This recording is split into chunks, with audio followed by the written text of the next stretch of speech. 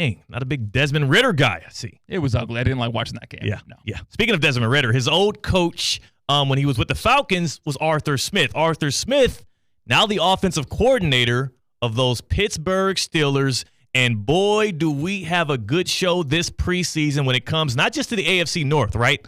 There's so many storylines. The AFC North is packed with just compelling storylines through the camp into the fall. When you think about the Browns, is Deshaun Watson going to be good? You think about the Bengals, is T. Higgins going to be happy? Is Joe Burrow going to be able to stay healthy? And is that team's chemistry still intact? The Ravens, I mean, you lose Mike McDonald as a defensive coordinator. You lose a few offensive linemen. Is the offense the same? Is the defense able to recover from the brain drain? And then you have the Pittsburgh Steelers, where it's going to come down to one position, and it's the most important position in team sports, and that's quarterback.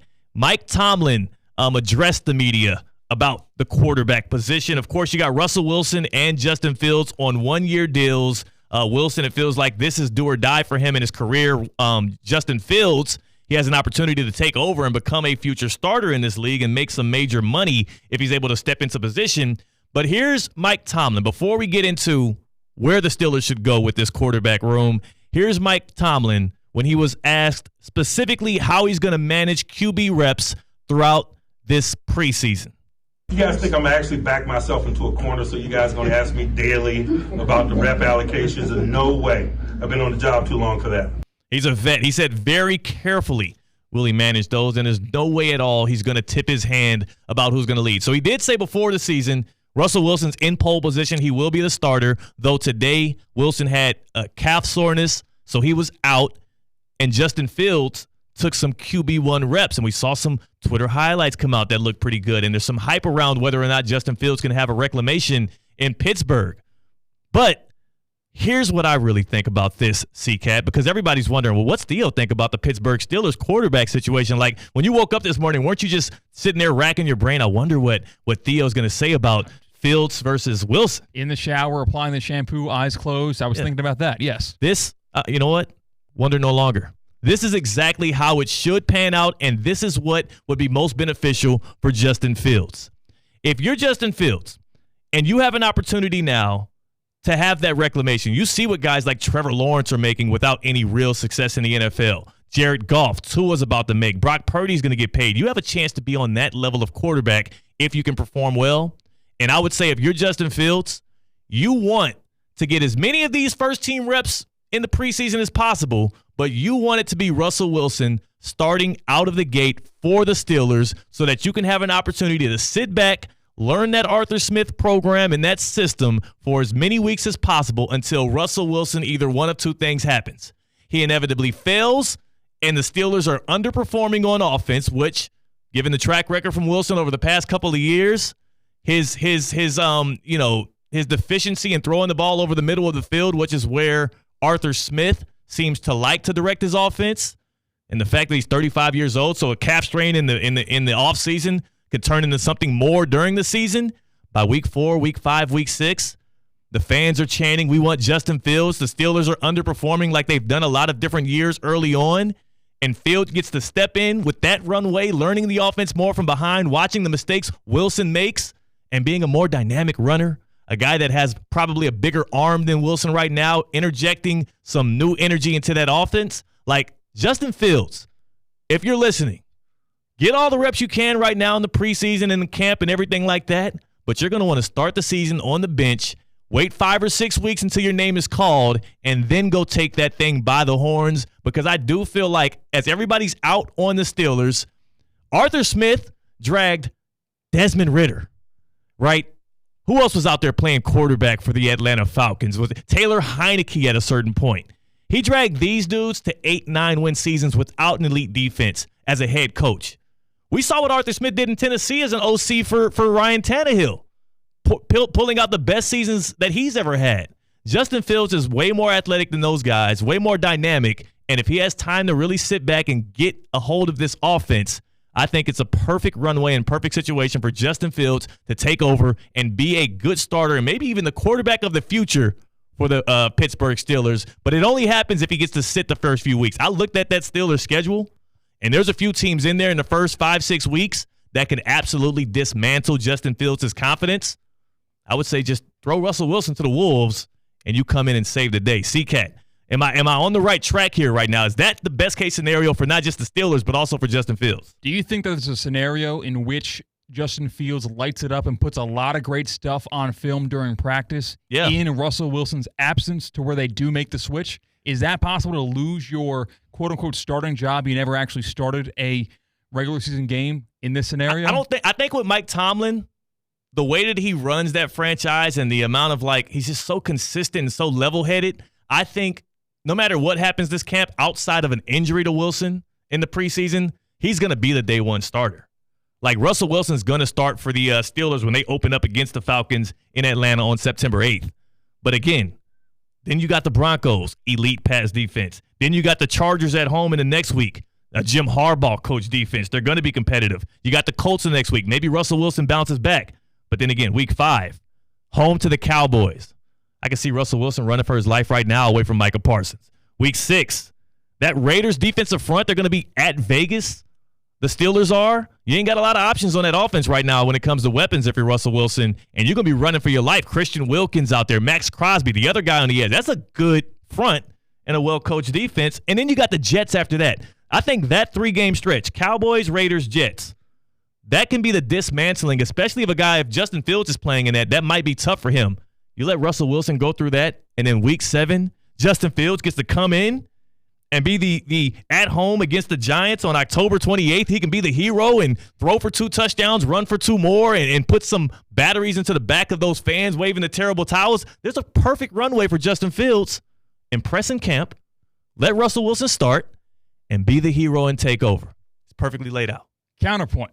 However, when you've got 2 quarterbacks, you might not have 1 quarterback. If these guys are both here all the way through week 17, week 18, you might want to trade one of them. And if Russell Wilson starts week 1, does very well, you're not going to want to trade away Justin Fields because obviously looking at the ages of these 2 guys, you want to keep Justin Fields for the future. There's no market for either one of these guys right now. If you flip it, I think there's a market for Justin Fields possibly out there. We saw it this offseason. The market's not great, but a team's going to get a whole lot more desperate. Think about if the Jets could have had Justin Fields last season after Aaron Rodgers got hurt. How much they would have given for maybe this version of Justin Fields, who put a lot of bad stuff on tape, and we saw his market value this offseason. They would have gotten something for him. Yeah. They sure would have. Maybe. But Justin, I don't. What did the Steelers get Justin Fields for this year? Like a 4th-round pick or a 6th-round pick? Yeah, it was low. It was not top 3. There's absolutely no market for both. Yeah, 6th-round pick. There's absolutely no market right now for Fields or Wilson. And on those 1-year deals, I feel like teams would take their chances with them. I don't think anybody's trading for them this year. But again, you let Wilson be fed to the Wolves. At 35 years old, as a guy that has not had a lot of success over the last few years, and as a guy that doesn't really feel like he fits Arthur Smith's play style, let him go out there and fail, come in and save the day. The road is set. I'm starting to become a Justin Fields believer, which I don't know how. I don't know why. Maybe it's the C.J. Stroud effect. He's raising the bar for Ohio State quarterbacks everywhere. But we'll get more into that as we get closer to the NFL season. What we need to do now, before we get Tina on here very soon, is maybe jump into the Get Around. The Get Around is obviously our vehicle that we use to go all across the nation, hit the biggest sports headlines of the day. It's our route to help you out. As you were done with your workday, you missed a lot of stuff. It's the Get Around where we bounce from town to town. Before we do that, do we have a caller here on the Fields and Wilson situation? Yeah, Vontae in Atlanta. Vontae's in Atlanta. Vontae is hopping on, theoretically speaking. He heard me lay out the perfect plan for Justin Fields, and now he's here to stamp it. Vontae, what you got for us? Okay, first off, I want to say I really do think that if Russell Wilson to me did not have as bad of a year as everybody is saying. Mm-hmm. But if they play the same system like they've been doing forever in Pittsburgh, Russell Wilson's not going to have a lot of pressure on him. They're going to pass to the running back. He's great at play action.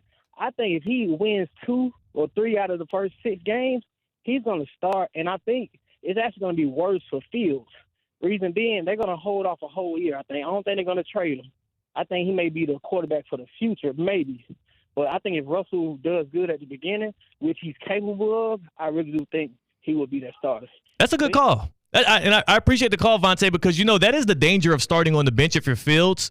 We've seen Mike Tomlin make, out of you-know-what with that Steelers quarterback room over the past 3 years.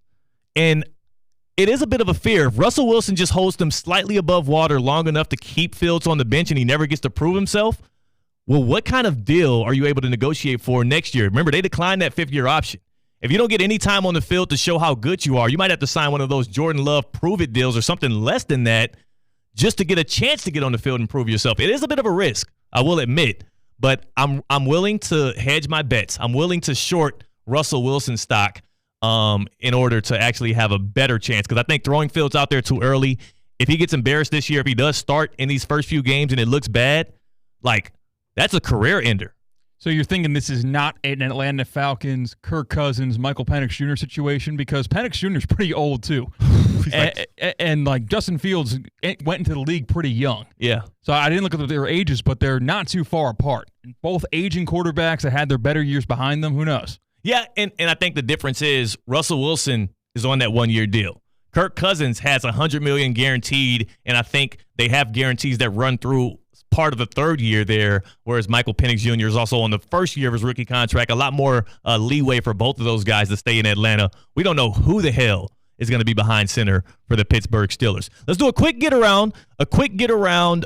Before we bring in Tina for some theoreticals. We have some banana discussions around the office that we must get to. It's the get around on Theoretically Speaking.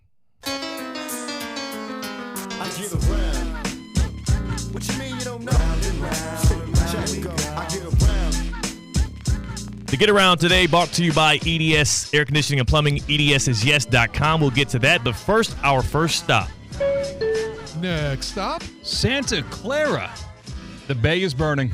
Wideout Brandon Ayuk and tackle Trent Williams are both not practicing as they angle for new contracts with the 49ers. I'm all the way out on the Niners this year. What happened the last time they actually lost to the Chiefs in the Super Bowl with a mediocre quarterback? Yeah, the next year, 6 wins, last place in the NFC West, a bit of a rebuild, a bit of a retooling.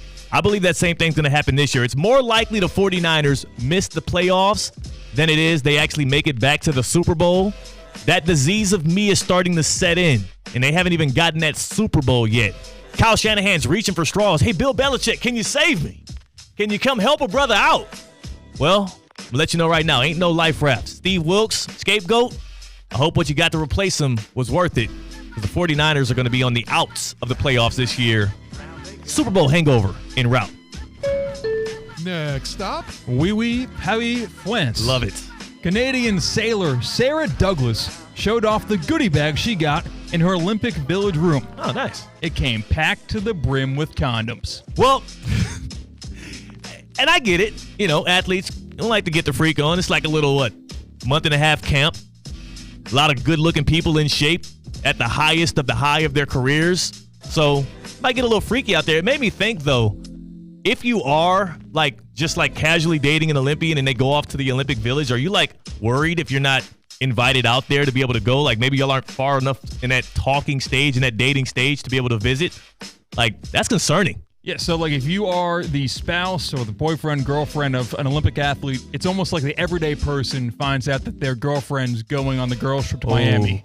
But except it's a month-long girls' trip to Miami. How does that feel, Theo? We live in Miami, so we don't really have that problem. Yeah. But before you lived in Miami, that sure was. You don't want that. You do not want the girls' trip to Miami. You do not want that kind of influence around your woman on a daily basis. I don't care how much trust you got.